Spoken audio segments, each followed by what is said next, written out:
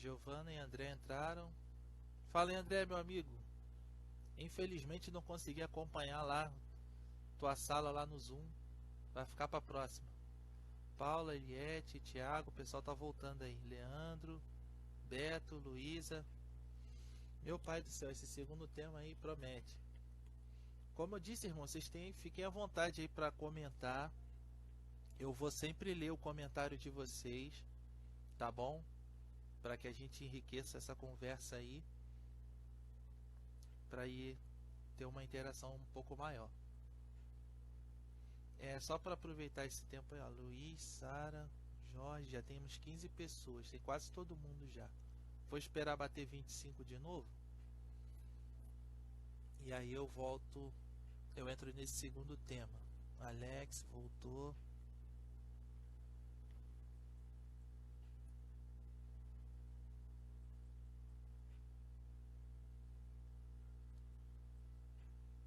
Vocês estão ouvindo um som de música no fundo aí? Tá atrapalhando? Fala aí. É que eu fiz uma playlist, aí eu botei aqui na TV para tocar no YouTube. Opa, 18. Não tá atrapalhando não ou não dá para escutar? Que aí é bom que se não atrapalhar tá ótimo. Mas se vocês quiserem depois a playlist eu posto lá para vocês. Então, temos 18 pessoas. Bom, legal. Então, só escuta eu. Tá de boas. Legal então. É bom que não desconcentra, mas aí tranquilo. Vocês querem ouvir a música? Porque isso vai ficar muito alto, né? Se eu aumentar mais, vai ficar complicado. Minha voz tá legal? Se minha voz estiver legal, tudo bem. É só um grauzinho aqui. Bom, cosmovisão e política. Dava pra fazer uma live só sobre cosmovisão e outra só sobre política, mas eu procurei aí que fazer umas observações, porque realmente o que a gente tem mais visto, né, são guerras e discussões intragáveis. Jared, Jared, seja bem-vinda, lá da Vila da Penha. Sandrinha, Sara, bom, temos 18 pessoas, algumas pessoas não continuaram. Bom, o que que acontece? A gente realmente, se a gente fizer uma retrospectiva aqui, nós vamos nos lembrar que os últimos cenários eleitorais no nosso país foram bem quentes. E necessariamente nós cristãos somos atacados também com isso, né? Não necessariamente pela nossa postura, mas pelas pessoas que têm maior visibilidade, né? Tem mais voz, vamos dizer assim, no cenário do nosso país, e acaba gerando uma série de problemas para a gente, né? Que muitas vezes não concorda com certos posicionamentos. Algumas coisas algumas pessoas concordam, outras não, só que o que está acontecendo hoje em dia é uma grande intolerância, né? Você não pode falar que é a favor de X, que o pessoal que concorda com Y te trata como a pior pessoa do mundo e te agride, te ofende. Se você acompanha meu perfil lá do Facebook, na época das eleições eu passei um bocado de sofrimento aí, mas graças a Deus aprendi a lição.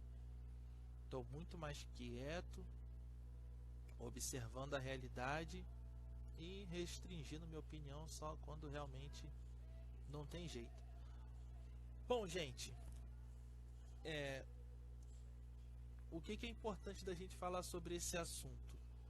Eu não vou, em momento algum aqui, apontar para vocês minha posição político-partidária ou tentar influenciar vocês com a minha opinião, não. Minha intenção ao falar desse tema não é essa.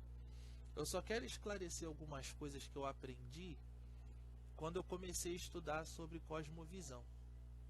Eu ainda estou engateando no assunto, tem muita coisa para aprender ainda, mas quando eu estou trabalhando com jovens, vira e mexe eu tenho que voltar nesse assunto, tenho que reafirmar os fundamentos da cosmovisão cristã, tenho que aplicar determinadas questões, e a política é uma delas, né?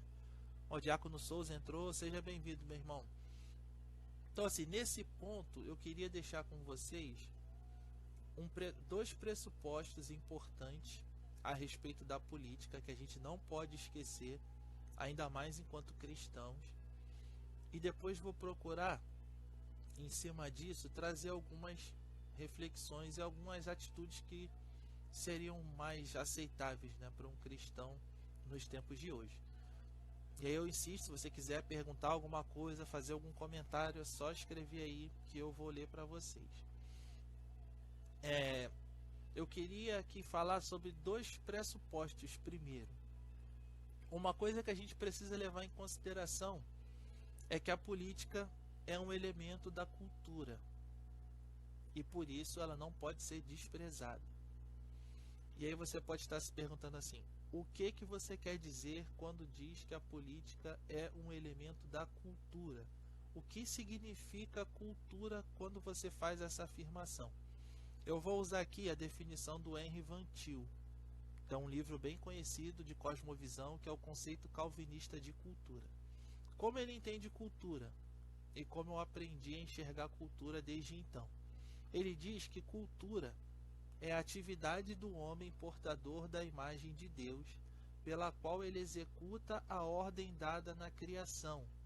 E você vai ver essa ordem lá em Gênesis 1, versículos 27 a 28. Chegou um reforço. Nosso irmão Erlon Reis aí vai me ajudar bastante. Erlon, fique à vontade para comentar aí e me livre de falar besteira pela graça de Deus, tá, meu irmão? Então, seguindo aí o raciocínio de Van Til, o que ele quis dizer? Que cultura é tudo aquilo que todos os seres humanos fazem e que diz respeito ao mandamento que Deus deu na criação, lá em Gênesis 1, 27 e 28, que é cultivar a terra, dominá-la e sujeitá-la. Ou seja, basicamente, todos nós exercemos cultura. Ou seja, a cultura está envolvida tanto com quem é cristão quanto com quem não é cristão. Isso vai dar desdobramento para um monte de questões, mas eu vou pedir a vocês aí que a gente foque, por enquanto, nas questões políticas. Futuramente, de repente, a gente estende esse assunto aí e fala de outras coisas. Só que cultura não é somente isso, mas também o resultado da atividade criativa do homem na natureza. Ou seja, tudo aquilo que é resultado do esforço criativo do homem naquilo que Deus fez também é cultura. E a política não deixa de ser um elemento da cultura, ou seja, é uma maneira que os homens desenvolveram para organizar os seus relacionamentos, para organizar as nações, ou seja, é um desdobramento, é uma atividade cultural, não é a única. Você tem arte, você tem economia, você tem medicina, você tem engenharia, administração, psicologia, toda sorte de ciência, ou seja, tudo aquilo que o esforço criativo do homem e aquilo que ele faz, que interfere naquela criação original de Deus e produz algo novo, né, vamos dizer assim, a gente pode considerar como cultura, que é o entendimento do Henri Van Til. E aí o que ele quer dizer com isso? É isso que eu queria destacar como primeiro pressuposto. Ele diz o seguinte: olha, sendo o homem um ser essencialmente religioso, a cultura é uma expressão do seu relacionamento com Deus, ou seja, da sua religião. Então ele, com esse argumento, ele deixa claro para a gente o seguinte, que toda atividade cultural tem um fundo religioso. Ou seja, ela é uma expressão da fé do ser humano. E aí, obviamente, vai variar para as expressões de fé que cada pessoa tem.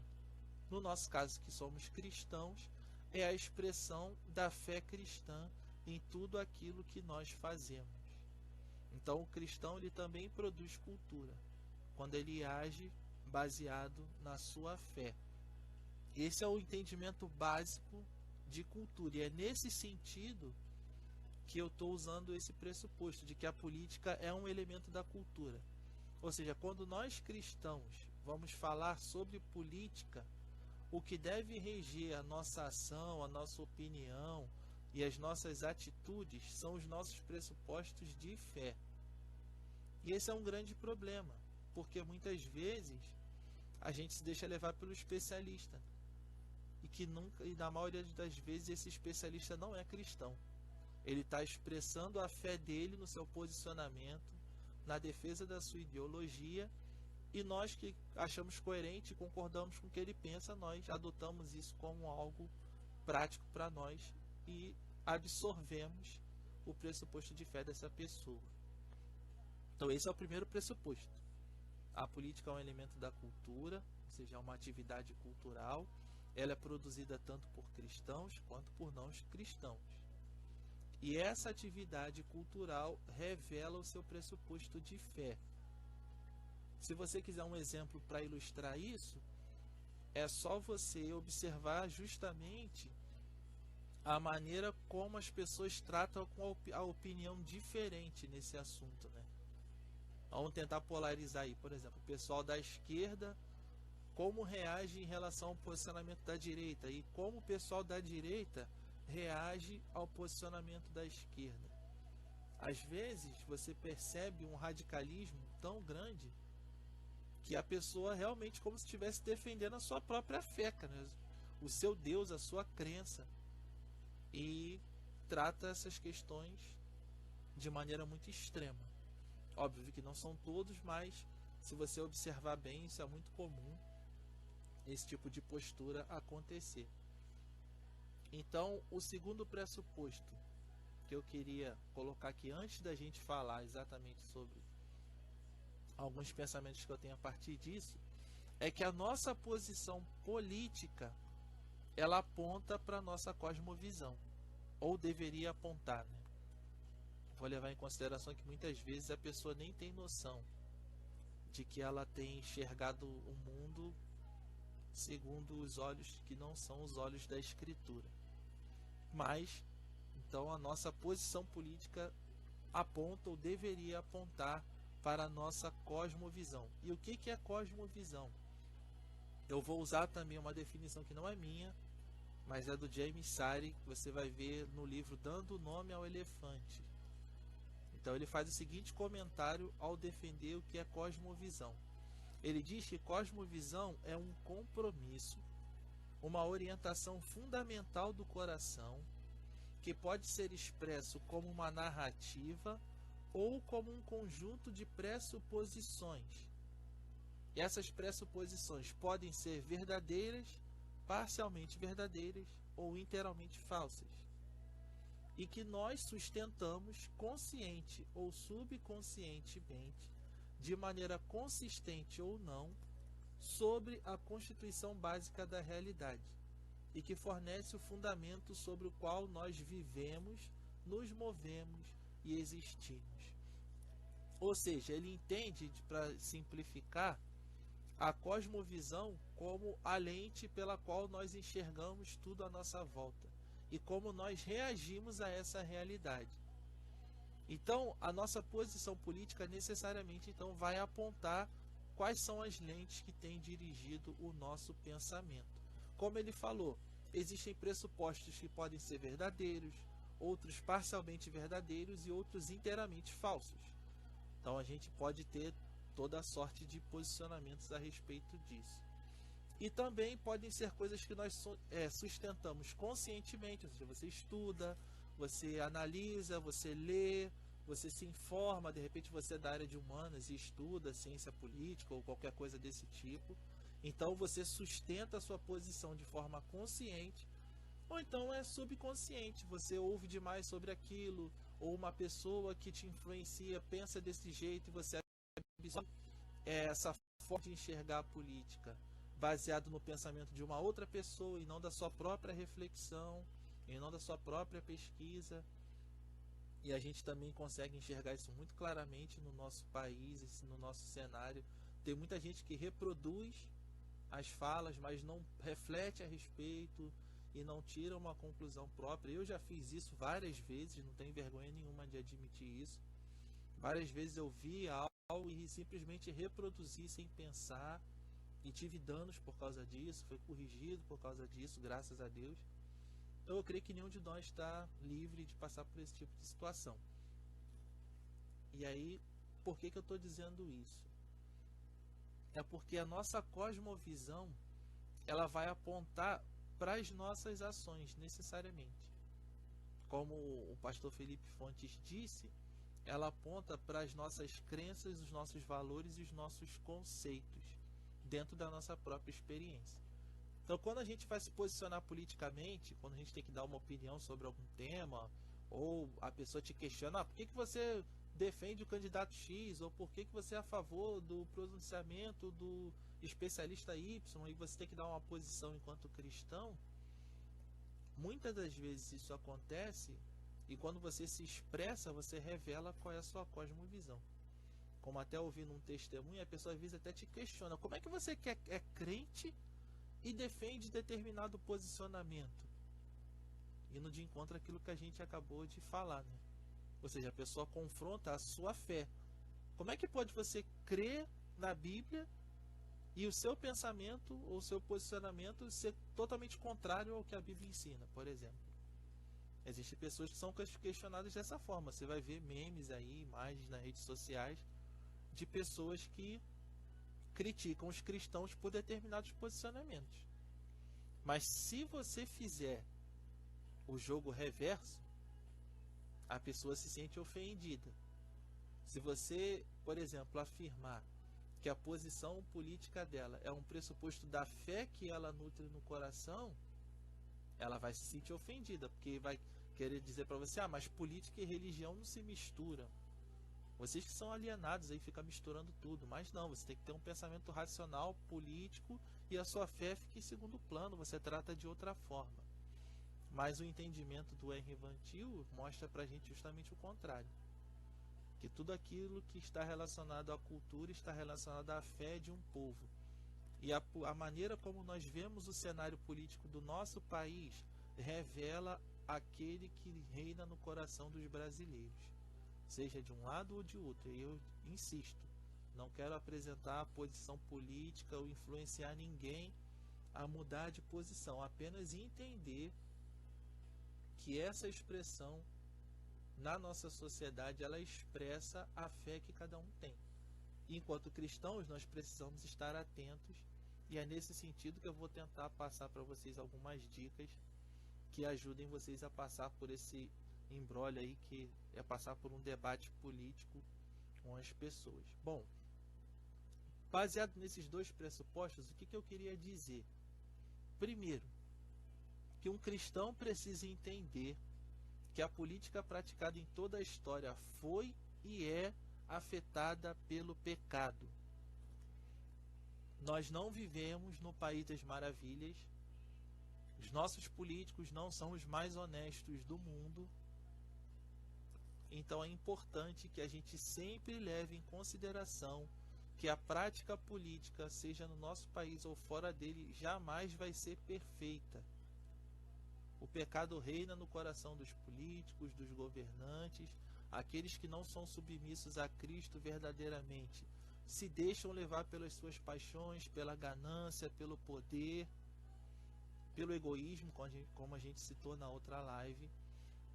Então a gente não pode desprezar o fato de que a maneira como os homens praticam política não são as ideais sempre. E não são perfeitas. Eles sempre falham em algum aspecto, pois essa é uma consequência do pecado no coração do homem.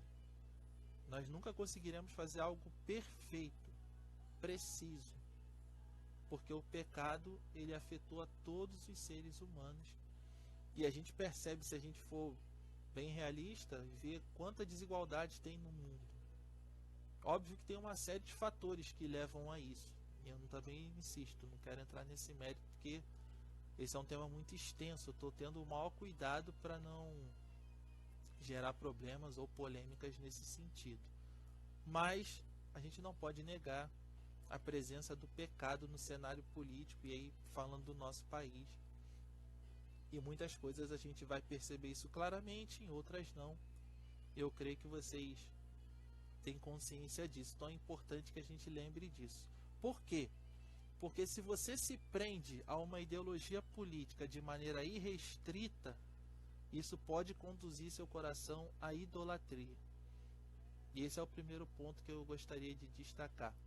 Nós temos que pensar, que avaliar a realidade do nosso país e pensar nas melhores pessoas que podem exercer política na nossa sociedade. Porém, se a gente defende uma posição de maneira irrestrita, inegociável, seja qual lado for, ou centro, enfim, nós somos tentados a nutrir a política com idolatria. E isso sim é um perigo.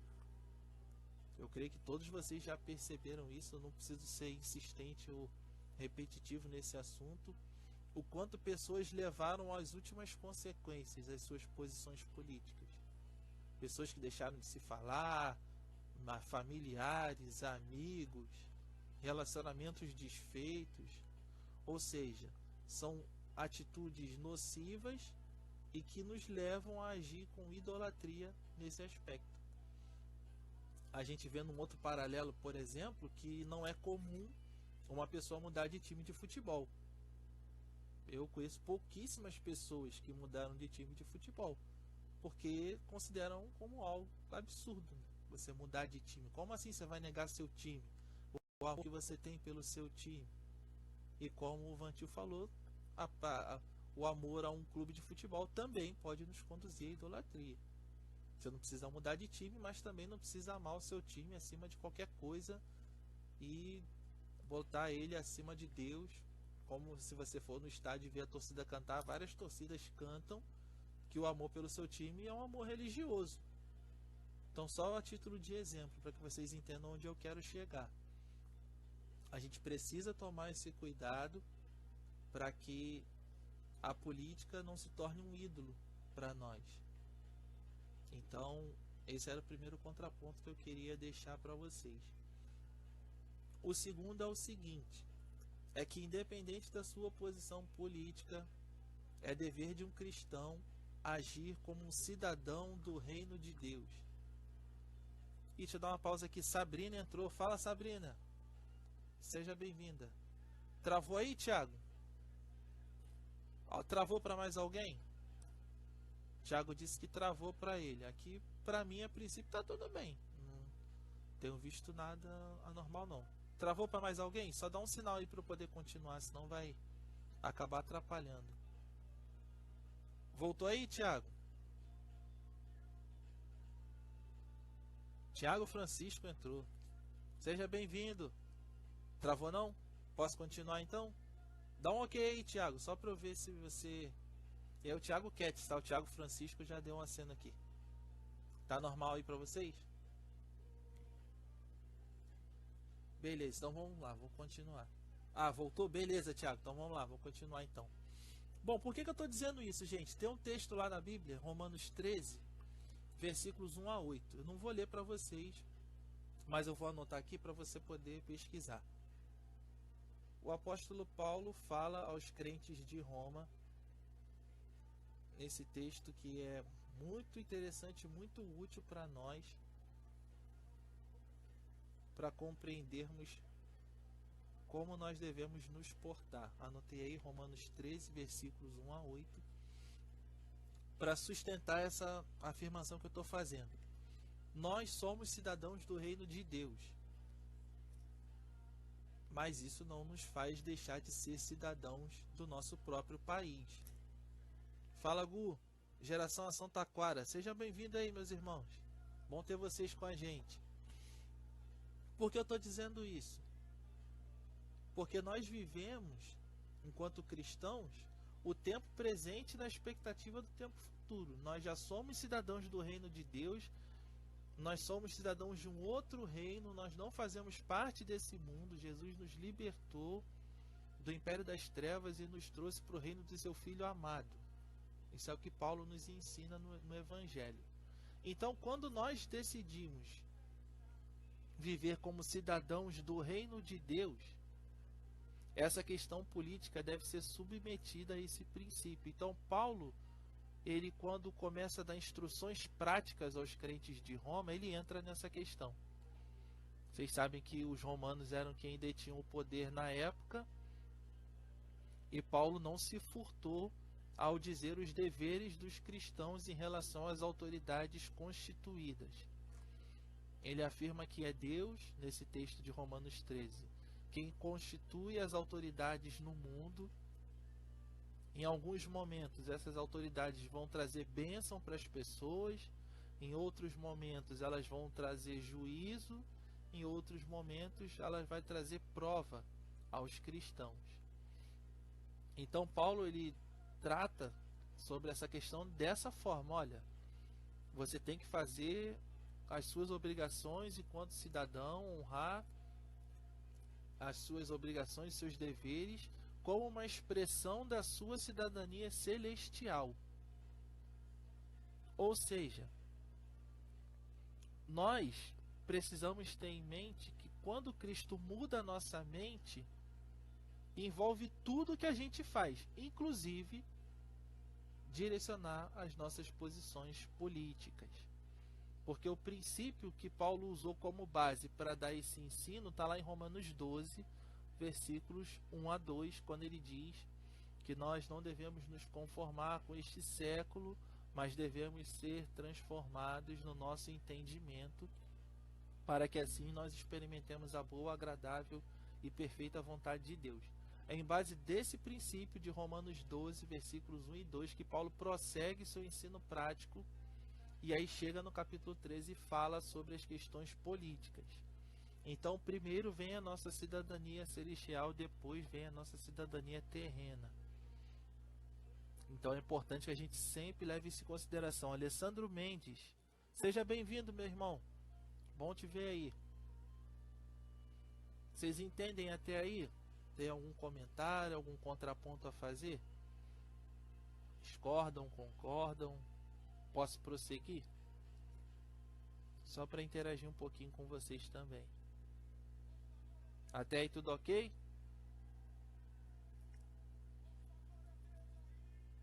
Vou prosseguir. Pessoal, por enquanto não falou. Se vocês falarem qualquer coisa, eu paro aqui para inserir um comentário. Eu digo isso pelo seguinte, porque nós, enquanto cristãos, nós somos livres para assumir posições político-partidárias. Ou seja, se você disser, fulano votou em tal partido, não é crente, ciclano votou em tal partido, não é crente, isso é um erro. Enquanto cidadãos do reino de Deus e habitantes do Brasil, brasileiros natos, Deus nos colocou nessa pátria, então nós temos deveres como cidadãos brasileiros, nós temos a liberdade de optar por um caminho. Ou seja, você é livre para escolher o partido ao qual você quer votar. Por isso que eu deixei claro que a minha intenção não é mudar a cabeça de ninguém e nem fazer com que você mude as suas opções políticas. Porém, tem algo muito importante que acrescenta isso. Apesar de nós sermos livres para optar por qualquer ideologia político-partidária que se apresente, que a gente avalie e que a gente pesquise e considere coerente para a nossa realidade, nós precisamos estar cativos às crenças, valores e conceitos revelados nas Escrituras. Ou seja, a sua opinião, a sua posição político-partidária deve sempre ser regida pela Escritura. Não importa o lado que você escolha. O importante é que essa sua posição seja... Deixa eu só ver um negócio aqui que escureceu minha tela. Para vocês mudou aí? Minha tela escureceu do nada aqui. Eu nem sei o que aconteceu. Vocês estão me enxergando legal aí? Só para eu continuar, porque a minha tela aqui ficou escura. Acho que é esse negócio de horário automático que acaba escurecendo minha tela aqui. Estão me enxergando legal? Só dá um alô aí. Peço até desculpa aí que eu não estou acostumado a fazer live. Aí acontece esses imprevistos aí, eu fico meio enrolado. Dá para ver legal? Então tá, beleza. Por que eu estou dizendo isso?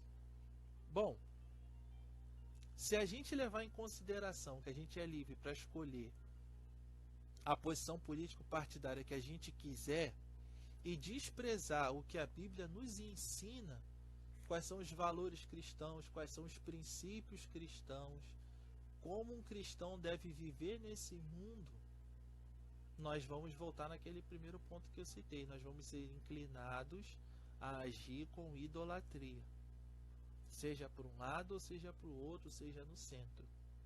Nós precisamos ter firmes os nossos fundamentos de fé e a partir deles definirmos quais são as melhores opções que nós devemos adotar, por exemplo, em regimes eleitorais.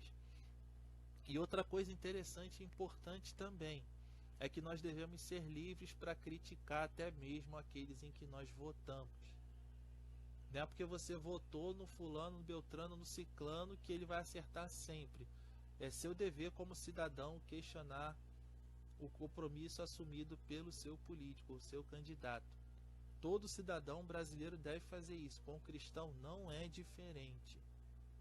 Então é muito importante, por isso, que você tenha como fundamento da sua expressão política a expressão dos fundamentos da fé cristã.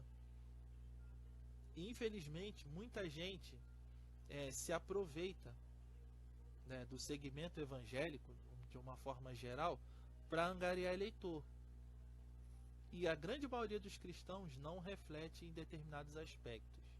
Alguns são muito evidentes, que todo mundo, até mesmo quem não é cristão evangélico, mas é cristão católico, existem pontos comuns de defesa ou de ataque nesse segmento. Nosso país, em grande maioria, é um país cristão, mas isso não significa que a gente deve, como eu falei, simplesmente seguir as pessoas pelo que elas dizem. A gente deve refletir e tomar nossas decisões com base nos pressupostos da palavra de Deus.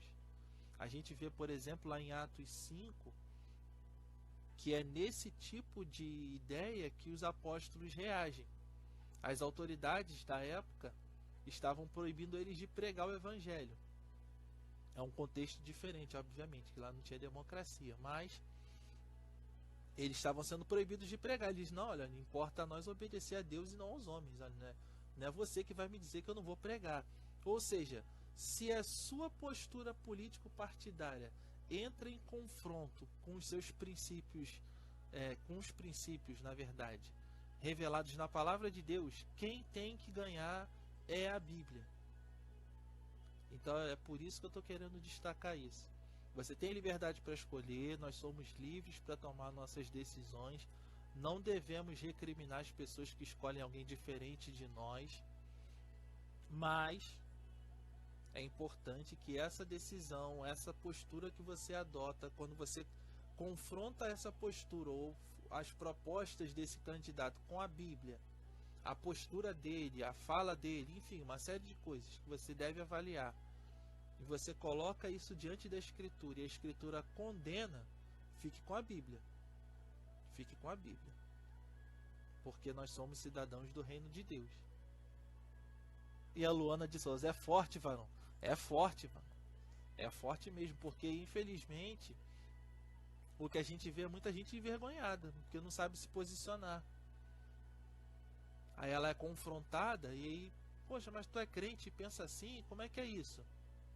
Se a pessoa não tiver firme na mente dela os fundamentos da palavra de Deus, se ela não enxergar o mundo a partir da Bíblia, a partir do que Jesus deixou para nós, e a Bíblia afirma que Jesus é a sabedoria, Jesus não é um guru, Jesus é a própria sabedoria personificada, ele é perfeito, seus conselhos sempre são úteis, sempre vão nos ajudar. Então desconsiderar isso para defender determinado posicionamento político é um erro gravíssimo e acaba de uma certa forma manchando o testemunho cristão nesses dias. A gente viu, por exemplo, cristãos que ofenderam outros cristãos porque fecharam suas portas para não cultuar a Deus, por exemplo. Olha que triste. São irmãos da fé, confessam o mesmo Jesus, mas estão um batendo no outro. Então percebe como determinadas atitudes muitas vezes contradizem o testemunho cristão? A gente tem que ter muita cautela para o uso da mídia social. Como eu falei, não aprendi da forma mais fácil. Eu achava que meus comentários iam abalar as estruturas, que eu ia convencer um monte de gente, mas eu só passei vergonha. Então assim, eu não recomendo esse tipo de atitude. Se você estiver, obviamente, conversando com uma pessoa, está próximo dessa pessoa, e você tem a oportunidade de falar da sua posição a partir da sua fé, e até de uma forma de você aproveitar e anunciar Cristo, eu vou falar sobre isso um pouquinho mais à frente. Esse tipo de discussão pode ser uma ótima oportunidade de evangelismo. P. Henrique 069 entrou. Seja bem-vindo aí, meu irmão. Então, até aí tudo bem. 3 coisas que eu falei até o momento. O cristão precisa entender que a política praticada em toda a história foi e é afetada pelo pecado. Por isso, se prender uma ideologia política de maneira irrestrita pode nos conduzir à idolatria. Segundo, o cristão deve agir como cidadão do reino de Deus, inclusive nas questões relativas à nossa cidadania terrena. E aí o texto que eu usei, Romanos 13, versículos 1 a 8, para sustentar essa ideia. Leia esse texto, eu recomendo a você que leia. Paulo é muito claro e didático quando fala sobre esse assunto. Outro ponto, o cristão deve ser livre para assumir suas posições político-partidárias. No entanto, antes disso ele é cativo às crenças, valores e conceitos revelados nas Escrituras. E quando essas duas posturas se chocam, quem deve vencer é sempre o Evangelho. Até aí tudo bem? Vou para o último ponto e aí abro para perguntas para vocês. Pastor Marcos voltou, seja bem-vindo, pastor. Outra coisa importante, gente. Se a gente sabe que o cenário político do nosso mundo, do nosso tempo, não é perfeito, como um cristão consegue enxergar além dessa realidade? E o que a Bíblia nos orienta a fazer é nutrir expectativa pelo governo eterno de Cristo. Ou seja, apesar de nós vermos muita coisa que não nos agrada, muita coisa que nos entristece, e nós vamos passar por isso mesmo. Como eu falei, Deus ele constitui governantes sobre as nações, e o cristão ele pode ser atingido ou influenciado de 4 formas diferentes. Ou ele é abençoado, quando o governante faz algo que é bom e que abençoa não somente o cristão, mas toda a sociedade. Ele pode ser julgado, ou seja, Deus pode retribuir a má conduta da sociedade e da igreja através da postura de um governante. E Deus pode também providenciar provações aos crentes. Quando os governantes fazem bem à sociedade, mas fazem mal aos cristãos. E a gente consegue enxergar essas coisas ao redor do mundo sem muita dificuldade. Então, enquanto nós vivemos nesse mundo, e o mundo que Jesus disse que nós passaríamos por aflições, nós precisamos ter bom ânimo, porque um dia esse mundo vai ser governado por um justo governador, por uma autoridade que não vai falhar com os seus cidadãos, que vai ser justo o tempo inteiro.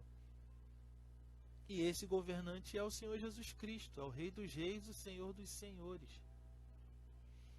E aí tem 2 textos bíblicos que eu vou deixar para vocês lerem, que é Daniel, capítulo 2, versículo 44, vou anotar aqui para você poder anotar aí, Daniel, capítulo 2, versículo 44, quando fala do governo do Messias, e Apocalipse, capítulo 22, versículos 1 a 5, que João relata como será o governo do Cordeiro. Ou seja, nós precisamos ter a expectativa de que o melhor governante que nós vamos ter é o Senhor Jesus Cristo. O nosso político preferido vai nos frustrar, não tem jeito.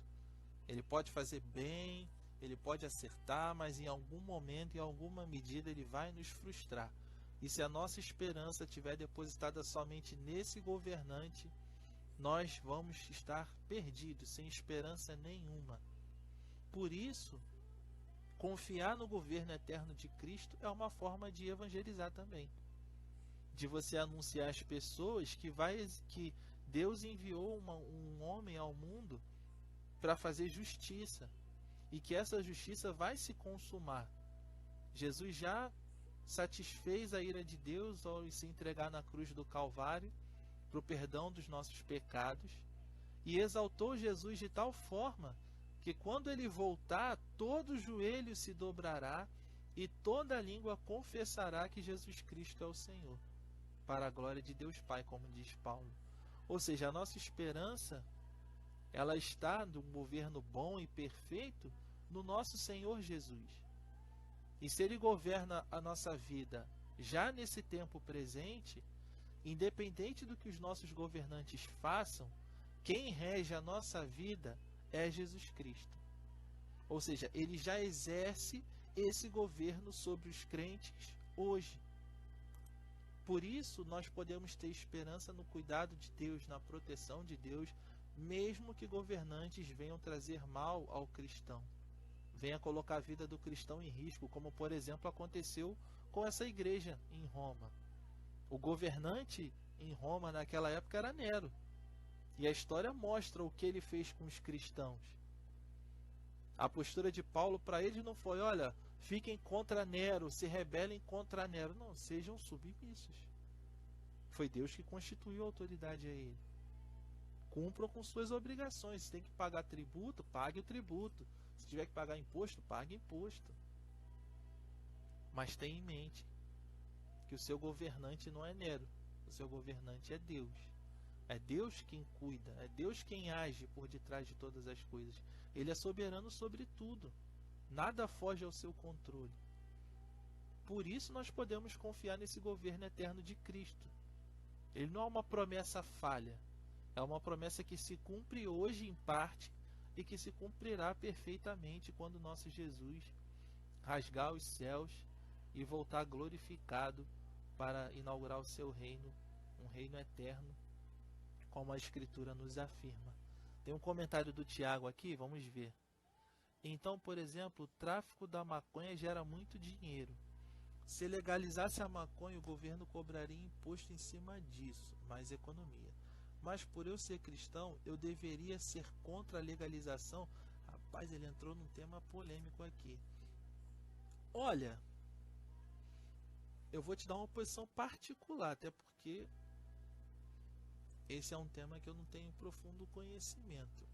Mas, se você observar nos países da Europa, onde a maconha, por exemplo, é uma droga liberada, o desdobramento disso foi o que eles chamaram, eu não vou lembrar a expressão exata, mas o que eles quiseram dizer é que se tornou tráfico de qualquer forma.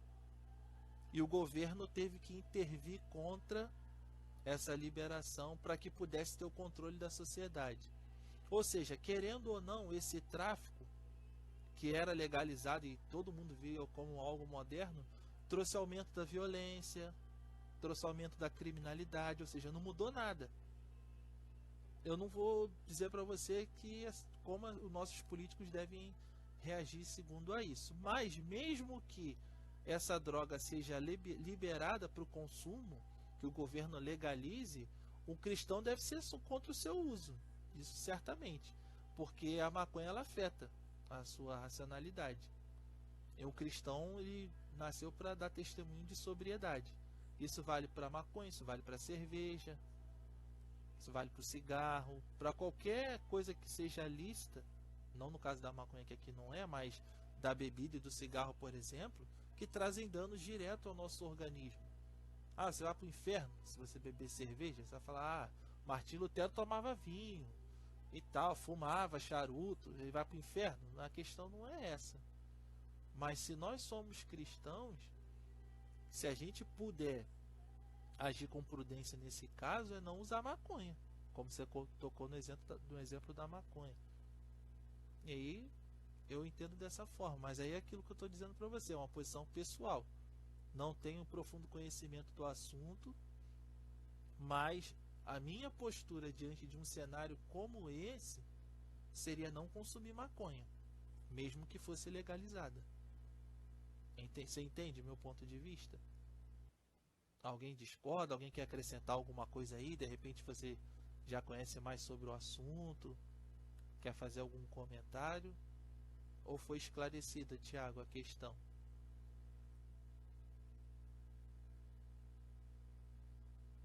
Entendi. Pô, que bom. Graças a Deus. Confesso que realmente eu não sou profundo conhecedor, mas eu parto desse princípio bíblico. Entendeu? Se o governo vai liberar ou não, isso sinceramente não está na nossa mão. Quem vai votar no caso do Brasil é o Congresso, é o Parlamento. Como todas as outras coisas, legalização do aborto. Se o Congresso Nacional liberar o aborto, falar que não é mais crime, enfim, não penalizar a mulher que for abortar. Você como cristão, você vai recomendar, por exemplo, sua esposa que aborte, porque você não tem dinheiro para sustentar seu filho? Não. Simples. O governo liberou? Liberou. Mas você vai fazer? Não. É nesse sentido, entendeu? A lógica que eu quis usar é essa. Beleza? Alguém discorda? Alguém quer acrescentar alguma coisa aí? Não, que bom. Pensei que ia dar polêmica, não deu não. Então, gente, voltando a essa última questão que eu estava dizendo. O governo eterno de Cristo é uma oportunidade de evangelismo? É. Porque quando a gente entende política partindo dos pressupostos bíblicos, a gente sabe que independente de quem ganhar, quem governa a nossa vida é Deus. Óbvio que isso não vai nos conduzir a decisões irresponsáveis, que é o contraponto que eu queria fazer, por isso eu voltei nesse ponto. Isso não significa, Deus é soberano sobre tudo, os políticos que vão entrar é Deus que determine, então sabe o que eu vou fazer? Eu vou votar em qualquer um. Eu não quero saber não, que Deus que resolva. Não, de forma alguma. Nós devemos exercer a nossa cidadania, até porque a nossa opção de voto é também parte do nosso testemunho cristão. Então a gente deve, se você vai tomar a sua decisão de escolher ou não um candidato, se ela votar branco, votar nulo, que também são opções legais no nosso regime eleitoral, a sua posição deve expressar a sua fé e o seu testemunho. E o fato de nós crermos na soberania de Deus não nos isenta das responsabilidades dos nossos atos. Então a gente precisa ter a consciência de que precisamos exercer cidadania sob o ponto de vista da Escritura. Vocês entendem isso? Então a gente não pode, como cristão, dar um voto inconsequente. Eu já falei nesse sentido, já fiz voto de protesto. Hoje não pretendo não fazer mais, mas já fiz voto de protesto. Não quero saber, vai ficar tudo ruim mesmo, Deus está no controle de tudo, então eu vou votar em qualquer um. Eu já fiz isso, confesso a vocês, mas não farei novamente. Com base naquilo que eu tenho aprendido, não farei novamente. Vou procurar sempre escolher a melhor alternativa, que considere todos os aspectos, o bem da sociedade, as propostas que são feitas, quais os desdobramentos, a possibilidade dele cumprir isso ou não. E aí muitas vezes a gente falha porque a gente pensa no presidente, pensa no governador, no prefeito e esquece os deputados, os vereadores, os senadores. Ou seja, toda autoridade política que nós temos o direito de escolher influencia na política do país e muitas vezes a gente foca numa figura. E o cenário do nosso país já nos mostrou diversas vezes que nem sempre quem tem a maior autoridade ou o maior poder é quem vence. Aqui o meu irmão está comentando que é difícil confiar nos líderes políticos. Devemos tentar continuar melhorando com escolhas mais sábias. E com isso continuar com a nossa fé e orações a Deus. Exatamente. E não só depositar tudo em cima de Deus querendo mudança. Exatamente, é isso aí. A Bíblia nos orienta a orar pelas nossas autoridades. Seja você votando nela ou não, é dever do cristão orar pelas suas autoridades. Para que ela tome decisões prudentes, para que ela veja o pobre, o necessitado e atenda a ele, que as políticas adotadas façam bem para a sociedade. Se ele vai fazer ou não, Deus vai julgar os seus atos. Pode ter certeza disso. Então você é contra o voto nulo? Contra? Não. É uma opção válida e lícita. Agora, eu não creio que o voto nulo seja a primeira alternativa. Então, já que o voto nulo e o voto branco, eles são opções, então eu vou votar nulo. Então você é contra o voto. Por quê? Não, por que que eu sou a favor ou contra isso? Não entendi a sua pergunta, Ela. Repete aí, por favor. Que eu fiquei confuso. Você fez a primeira pergunta e fez a segunda, eu me enrolei. Repete aí, por favor.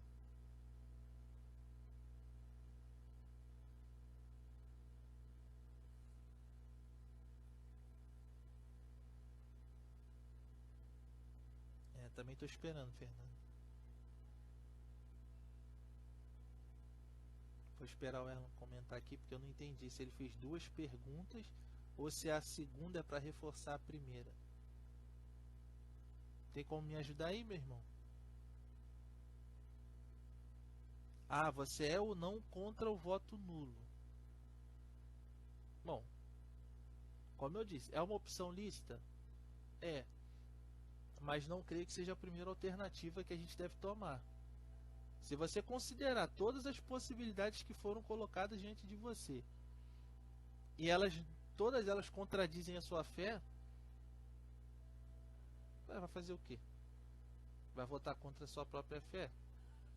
Eu nunca votei nulo, nunca passei por essa experiência, então fica até difícil eu colocar uma regra. Olha, votar nulo é pecado, é errado, você tem que escolher alguém. Eu sempre optei por escolher alguém. Então, assim, é até difícil falar sobre algo que eu nunca fiz. Mas você entendeu o que eu quis dizer? Acho que a primeira opção não pode ser voto nulo. Você deve considerar todas as possibilidades e avaliar todas as possibilidades à luz do seu pensamento, da sua cosmovisão cristã. E aí, se você, diante dessa análise, entender que não tem jeito, aí você anula o seu voto. Porque quando você está anulando o voto, pelo menos o que diante desse cenário de você avaliar todas as possibilidades e ver que realmente não tem jeito, o seu voto é: olha, nenhum dos dois me representa. Nenhum dos dois representa o meu posicionamento, o meu entendimento enquanto cristão. Então não vou votar em nenhum dos dois. Que aí esse voto anulado ele só diminui a proporção, né? Que é os votos válidos que são contados para a eleição de alguém. Esclareci? Ele deu um joinha, acho que eu esclareci. Espero não ter confundido ninguém, mas é o que eu disse. Como é uma experiência que eu nunca vivi, fica até difícil de eu taxar, mas entendo que se é legal, é uma alternativa. ICNV São Fidélis entrou. Sejam bem-vindos, meus irmãos. Deus abençoe, já estamos no final da segunda live. Vocês querem fazer algum comentário sobre o assunto? É isso aí. O Rodrigo comenta aqui. Então, toda escolha tem a sua consequência. Sendo escolher alguém ou se abdicar do voto. É verdade. Todos os nossos atos têm consequências. Votar nulo não vai te isentar de nada. Mas de repente ganha, sei lá. Enfim. Essa live tá boa, filho. Graças a Deus. Vocês têm algo a comentar aí, gente? São 10h54. Faltam 6 minutos para encerrar essa live. O que eu tinha programado para falar sobre esse tema, eu já encerrei. Vocês querem comentar alguma coisa? Fazer alguma pergunta, uma consideração, um contraponto? A gente tem esses minutos aí abertos para isso. Foi desafiador, mas foi bem enriquecedor. Então eu agradeço a vocês a paciência de ter ficado. Isso é um tema bem delicado. Então agradeço aí pela colaboração de vocês que ajudaram a gente a discutir esse assunto. O Rodrigo está comentando aqui. Geralmente algumas pessoas que têm essa opção de se abdicar costumam cobrar a opção do próximo. É verdade. Não deixa de ser verdade. Acontece tanto quanto quando você vota em um candidato e o outro ganha, que é o que está acontecendo muito hoje. Os eleitores que votaram no Fernando Haddad, em grande maioria, não vão dizer todos, obviamente, generalizar é um erro, mas cobram o outro. E aí diz: tá vendo aí? Faz as minhas aí, que não sei o que. Quantas vezes você já ouviu isso? Lá na minha empresa isso é terrível. A gente passa por problemas que afetam a todo mundo, mas aí a galera que não votou no nosso presidente atual, eles vai lá, faz as minhas aí, ó. Tu não quis ele, agora aguenta. Ou que manda embora só você que votou nele e eu fique aqui e tal. Essa posição é complicada, né? É irracional. A gente não deve se portar dessa forma. Numa disputa a gente tem que saber ganhar e saber perder. E como eu disse, como cidadão, a gente tem que ter liberdade para cobrar quem está governando. Seja quem a gente votou ou não, se ele fez um plano de governo, se ele tem promessas que ele anunciou publicamente à sociedade, é nosso dever, enquanto brasileiros, cobrar que ele cumpra todas elas. E discordar daquilo que a gente acha que vai trazer mal para a sociedade. Ficou claro isso aí, gente? Mais algum comentário? Realmente é um assunto amplo e complexo, pô, nem fala. Isso não é nem a ponta do iceberg, tem muito assunto para falar sobre isso. Mas sobre isso até é bom, o Rodrigo me deu esse gancho para eu dar algumas sugestões para vocês. A nossa denominação ela tem 2 cursos, um deles inclusive é gratuito. O pastor Marcelo Maia, que é pastor auxiliar da Catedral, ele ministrou um curso que está disponibilizado gratuitamente no portal do IBRMEC, que é o Cristão e a Sociedade. E aí a gente percebe que ao longo do curso ele tratou sobre o cristão e a cultura. Ele vai falar sobre vários aspectos, sobre política, economia, arte.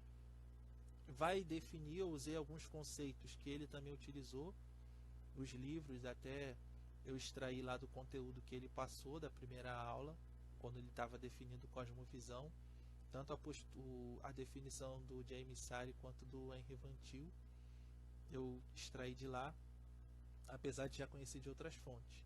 Então é grátis, está aberto por 45 dias, agora por menos.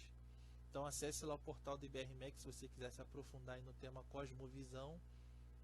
Tem também uma série de mensagens do reverendo Heber Campos Júnior sobre cosmovisão cristã, e aí ele vai falar dos fundamentos da cosmovisão cristã, que é pensar o mundo a partir da tétrade, né? Criação, queda, redenção e consumação. É muito boa essa série de palestras, eu fui muito edificado enquanto assisti, então recomendo para vocês, procure lá no YouTube, reverendo Heber Campos Júnior, Cosmovisão Cristã. É uma série de mensagens que ele deu lá no projeto Água da Vida de Goiânia. O Alex comentou aqui, discordar, cobrar, questionar o seu candidato. Não quer dizer que você torce pelo fracasso do governo. Exatamente. Todos nós queremos o bem do país. Seja cristão ou não, eu creio que todos nós queremos o bem para o nosso país. Que o máximo de pessoas possível seja beneficiada, e especialmente aqueles que têm mais necessidade. Então é nosso dever trabalhar em conjunto como sociedade para que isso aconteça. Bom, gente, vou dar os anúncios finais aqui, que faltam 2 minutos para encerrar a live. Para o pessoal aí da nossa igreja, a gente criou recentemente um canal no YouTube para colocar os nossos cultos e essas lives também. Eu vou baixar essas lives e vou postar lá no canal da nossa igreja. Você pode pesquisar lá, Igreja Cristã Nova Vida, Hífen Olaria. Bota lá no Google que você vai encontrar, já tem 3 vídeos lá, 2 da live de sábado passado, mais o sermão do culto de quinta-feira e o louvor, que foram ministrados pelo Alex e o Erlon, que estão aqui na live hoje. E eu, Thiago, vou ter que ler rapidinho que está acabando o tempo. Curiosidade, esse texto de Romanos 13 já foi usado para defender Hitler no passado, por isso devemos sempre estudar as escrituras com cuidado. Pô, que bom que você lembrou isso, Thiago. Te agradeço aí. Como eu disse, é consciência, gente, acima de tudo. E a Géride comenta aqui, realmente essa polarização partidária tem feito mal ao Brasil, tem tirado o foco que é a melhora do nosso país. Então acho que nesse ponto que você falou, Géride, a gente deve testemunhar como cristão, buscando sempre pontuar o equilíbrio e a consciência nas nossas ações e na defesa dos nossos posicionamentos. Gente, eu vou ter que encerrar mesmo, porque está acabando o tempo aqui. No Instagram não mostra quanto tempo está acabando. Vocês querem que eu abra outra para dúvida, alguma coisa assim? Eu ainda tenho poucos segundos para poder abrir. Se quiserem eu abro rapidinho, senão eu agradeço vocês aí pela paciência. Peço que vocês ajudem a gente lá se inscrevendo no canal do YouTube. E pessoal daí... Aí, faltam 30 segundos para acabar a live, então realmente vou ter que me despedir aqui. Tá, acessem lá o canal do YouTube, ajudem a gente. Você já segue nosso perfil no Instagram, sábado que vem provavelmente vai ter outra live. E ao longo da semana a gente vai se falando, tá bom? Muito obrigado pela atenção de vocês, que Deus abençoe. Espero não ter confundido ninguém. Se tiver dúvida, manda um direct para mim. Tá bom, gente? Está acabando aqui o tempo. Tchau, Deus abençoe.